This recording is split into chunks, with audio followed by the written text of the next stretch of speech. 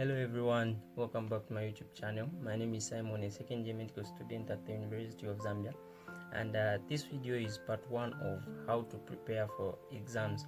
Now I have decided to make this topic into 2 or maybe 3 parts depending on how much I'll be able to squeeze in part 2, because I think it has got a lot of contents that I want to cover, and I didn't think it was going to be a good idea to just squeeze everything in one video and make a really long video. So I decided to make 2 parts of this video. Now if you haven't already, remember to subscribe to my channel, give me a like, and also click the notification bell so that you are alerted every time I post a new video. Now with all that said, let's get into it. Okay, so the first question we should ask before we even start to employ some specific techniques on how to prepare for exams is, what is the purpose of exams? So I think that's quite obvious, but we all know that it is basically the examiners are looking to see if the learners have effectively learned the information, and that information is readily available in their brains, that it can be applied to solve specific problems in a specified amount of time. So as you can see, there's an aspect of learning, an aspect of application, and an aspect of time. So we have to look at all those things even as we are going about the entire process. So the goal is basically to be able to do exactly that which the examiner wants to see if we can do. So we should keep that at the back of our minds even as we are going through everything. Okay, so to lay the foundation in this video, we are going to talk about basically 4 things that we have to do, and the details to some of the things that I'll mention in this video will be in the coming parts, but I'll also mention them here as to set the foundation and know exactly what we are up to. The first thing is quite obvious, is basically just learn the material. There is no shortcut, you just have to learn. That is basically the point. But I want to emphasize that in terms of learning, you want to pay attention, or rather you want to focus on how you are learning your information. You want to make sure that the techniques you are using are very much effective. So that is, you are intentionally using techniques that are going to help you understand, and you're also putting that information into practice, as in applying it. And also during your revision, you're using techniques like active recall and spaced repetition, which have got a lot of scientific evidence behind them, that they help you transfer the information that you have learned from the short-term memory into the long-term memory. So if you want to know about those techniques, there are a lot, and you can use any which is effective, but you can also go back and watch some of my previous videos, because I talk about most of those kinds of techniques, the Feynman technique, and so on and so forth. I'm not going to waste time on that point. We all know we have to learn the information, but we have to make sure that the learning is actually effective and not just learning for the sake of it. Okay, now we understand that just learning the information that you've been given as in the information that is in your curriculum or course outline or anything, is basically not enough for you to pass an exam. It is not a guarantee, but it is a major and primary stepping stone. Now what I mean by this is, you can know your information and yet not know how to present it, and basically sometimes you could even be slack in terms of accuracy, even time. You understand, right? So preparing for exams is much more than just learning the content. You have to look at a lot of other things that are going to help you, because just knowing a specific concept does not mean you know how you are going to write it so as to get the full marks if a question is asked. So those are the things that most people do not go into, and they find themselves in situations whereby even for topics they understand and it has been brought in an exam, they write answers, correct answers, but those answers are not presented according to the standards of the examiners, and hence they do not get the full marks, or not any marks sometimes.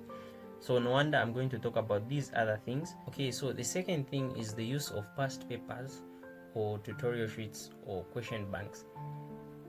So these kinds of questions, past papers, tutorial sheets, or question banks, the main purpose that I've mentioned this specifically is because you want to solve questions that mimic the kinds of questions that are asked in your exams. Now past papers probably have got an advantage over some other types of available questions, but regardless of the material you're using, you want to make sure that the questions you are solving, they mimic the kinds of questions that are asked in your exam.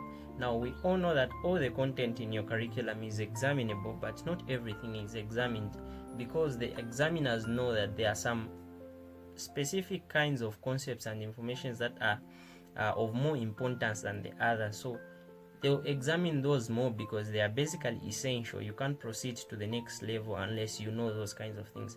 So past papers and these questions, these other kinds of questions, as in the question banks and tutorial sheets, are going to show you that. They are going to point you into the spots that are really important, basically the high yield topics.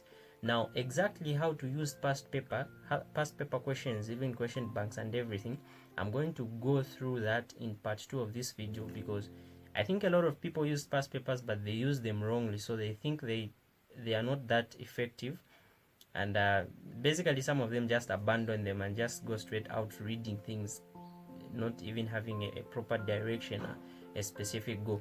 So I'm going to talk about the details of how you are supposed to use past papers in part 2 of this video. So just be on the lookout for part 2, and subscribe and click the notification bell so that you see part 2 when it comes out. Okay, so the third thing on our list for today is to actually seek advice from your seniors. Now, I don't know if I can overemphasize this, but regardless of how smart you are, or regardless of how prepared you think you can be, there's just something about experience, and there's a uniqueness to each kinds of exams at different kinds of levels in terms of your academics. So grade 12 exams, that is under our ECZ, grade 12's exams are different from the way exams are set at university, and your first year exams are going to be different from the way the exams are going to be set at your second year. So you want to make sure that you are continuously asking the people who have done the things that you are about to do. So personally, me, I'm a second year medical student.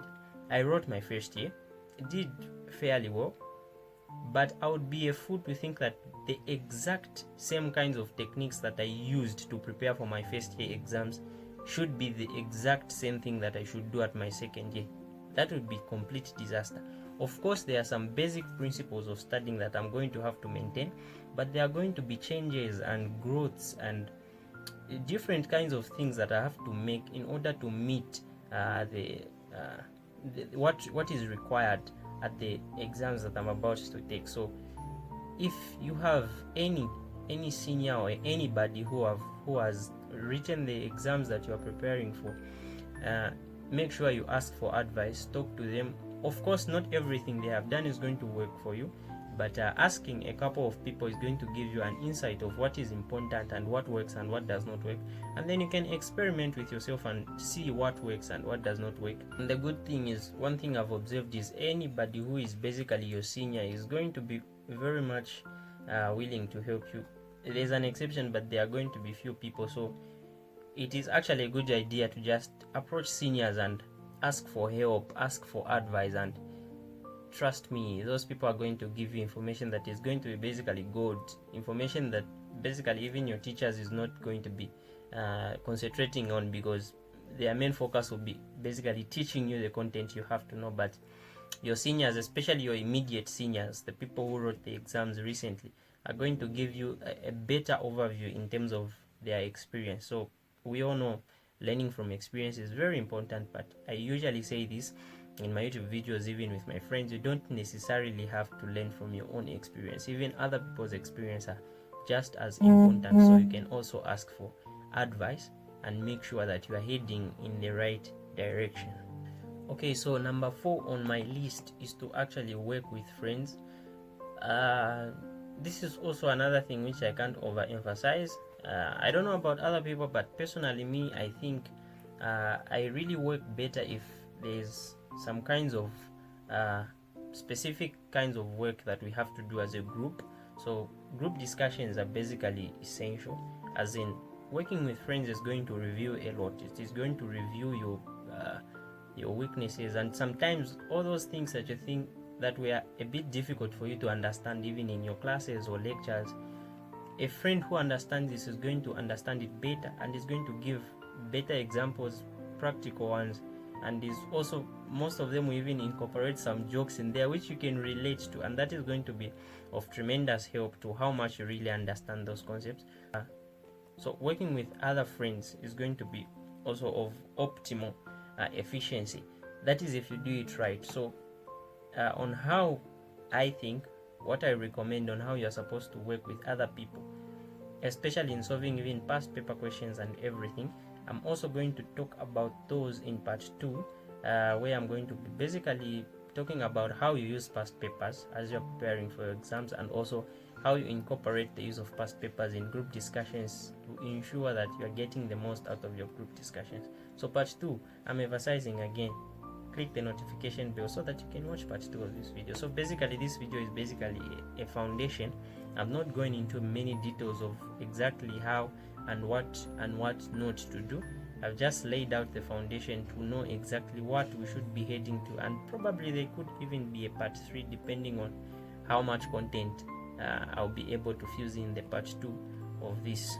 Okay, so apart from the future video that I'm going to put up for this specific kind of topic, the other video which I recommend, especially on the issue of using past paper questions, is a video that I did some time back, and it's titled Learning How to Fail Smartly. That is a video that I think I explained some of the things that I'll touch on in part 2 of this topic, but it is also important that you also watch that video. I think that information is quite valuable, and you should also check it out, because I'm not going to talk about everything that I talked about in that video. I'm going to talk about other things to consider when you're using past paper questions or tutorial sheets or question banks or whatever kinds of questions that you're using that you think actually mimic the kinds of questions that are going to be brought up in your final examinations. Alright guys, that's it for today. I hope you found this video helpful, although the information is not yet complete, and I hope you have subscribed and that you have clicked the notification bell, and I also hope that you have given me a like to help me with the YouTube algorithm. There is no way this channel is going to go anywhere without you guys, without your support, and hence I'm kindly asking that you support me by doing all those things that I've asked. So see you next time.